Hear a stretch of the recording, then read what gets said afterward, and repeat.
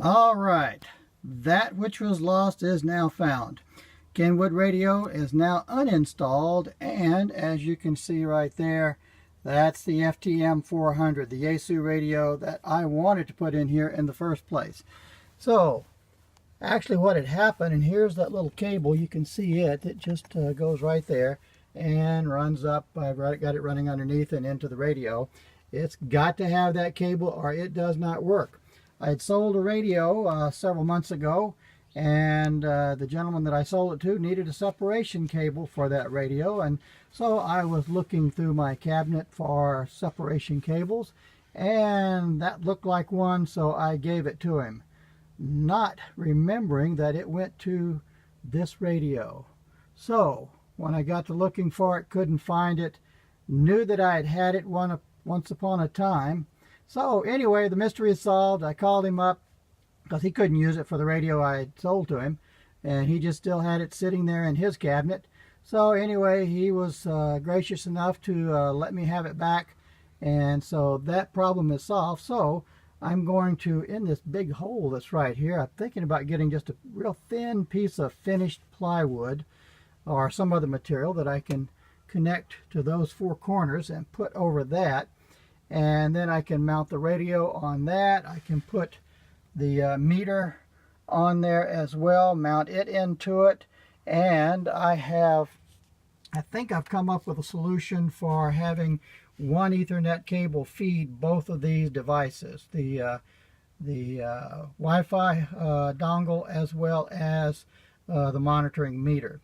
So I've ordered a, I guess it's called a network switch.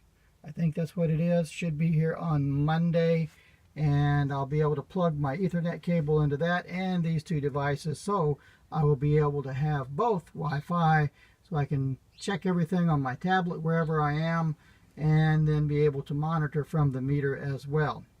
So now I've got a GPS that I'm going to put in here that I no longer use because my truck has one. So I'm going to put that in. So we're just going to start adding some things up here to make this work. I need to run 12-volt power from the battery to this area so I can power up different things, because right now I'm just powering the radio from this 12-volt battery. So I need to run power into here, and then I'm going to run that on around over to this little table, which there is another one that pulls out and makes about a 3 or so foot long table that comes out on top of that one. And I think that's where I'm going to put my radios when I'm out on activities and stuff. So I'm going to run power over to here, put a distribution block over there. I have one of those right here. So I'm going to put that over here on the wall somewhere so I can plug all my devices in, run the power along over here, and should be able to do that somewhat tidy. Okay, so let me get to those projects and we'll get back to you in a bit. Okay, next thing I need to do is, as I said, I wanted to add some power from my batteries up front, which I've got 2 coach batteries up front, and I want to run power from them into where I've got the radios and all the other stuff. And so I need to make myself some cables. So what I've got here is, other than a huge mess, which that's beside the point. I've got my roll of, this is number 8 gauge wire. So this is a pretty heavy wire. Should be quite sufficient to run, the 8 or 9 feet that I need to go from the batteries up into that area in there. So I've got that. I've got my lugs to go on the end, so I've got those.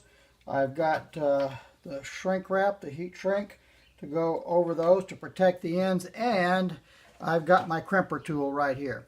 So let me show you, for those of you that may not be familiar with this, we'll just split the wire a little bit. Okay, I've got the shrink wrap on both sides. Now I'm going to just strip back a little bit of the cover on that. 1 and 2. Slide twist.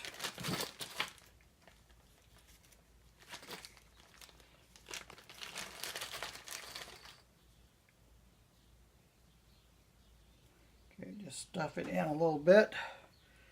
Put it in the crimper tool. Get it positioned.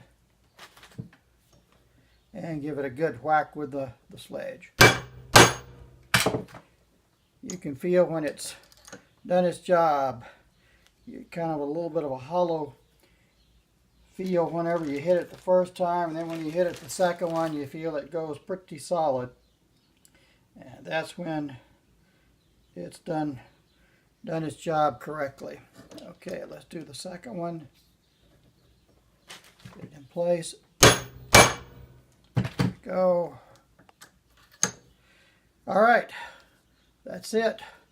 Got the two ends on. I'll pull the shrink wrap down over that, heat it up, tighten it up, and then we'll move this in and cut it to length.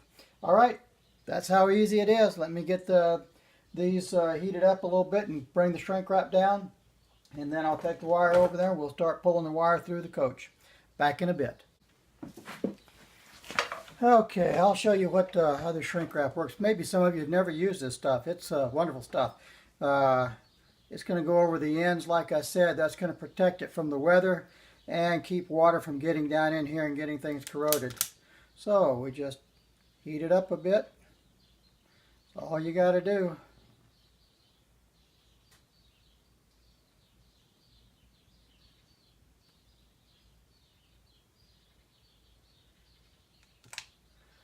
Looks like factory right there. Do the other one.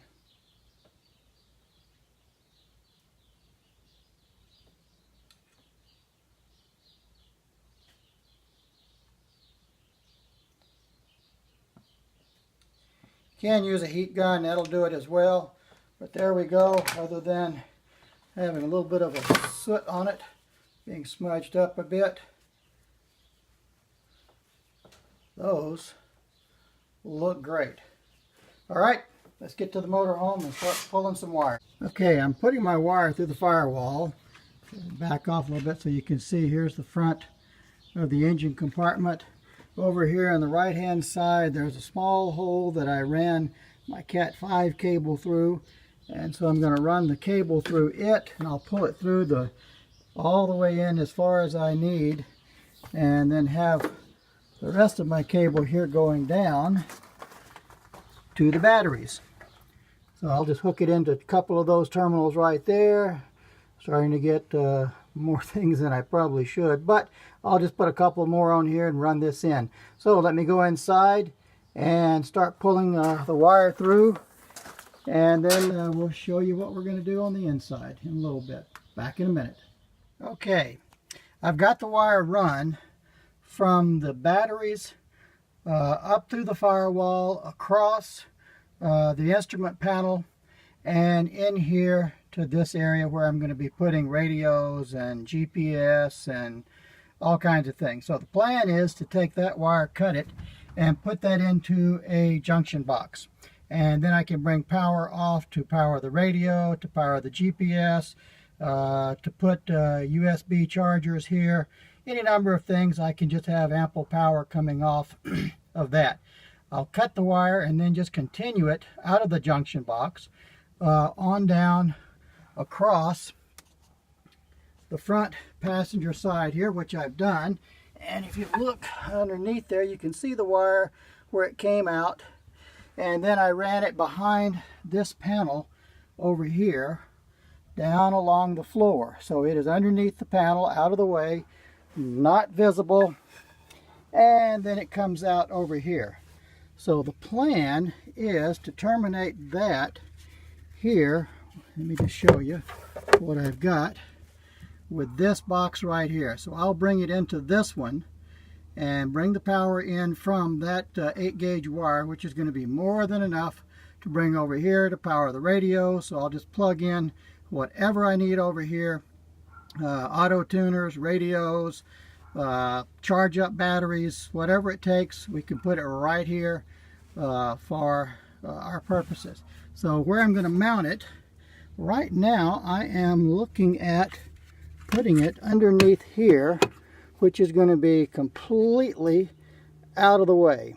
So I can bring it in here, put the power to it, and we can just plug in whatever you need, and that'll be good. I think that'll look nicer and neater than maybe having it mounted on the wall up here. It might be more convenient on the wall, but I think for aesthetic purposes, hey, I'd like to have it as neat as I can. So that's it, and that's going to do it for today. It's getting late, and my wife has said she would like Mexican food for tonight.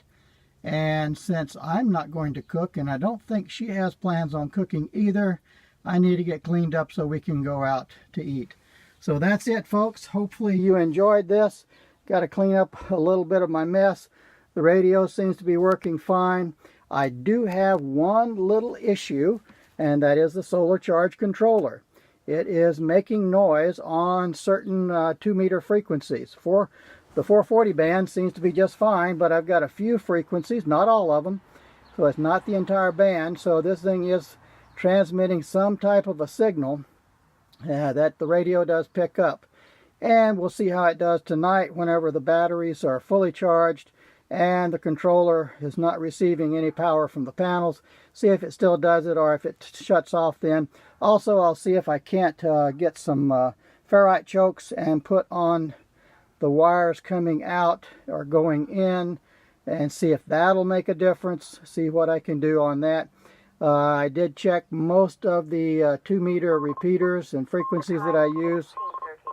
There we go for station ID on the radio. And most of them are good. So there's only a few little patches between the band there that is picking up the interference. So we'll deal with that and see what we've got. All right, as I said before, that'll do it. Hopefully you enjoyed this, and we'll just keep putting out these videos on what I'm doing and how I'm doing it. And if you like it, please subscribe and give me a thumbs up, and comments are always welcome. Talk to you later.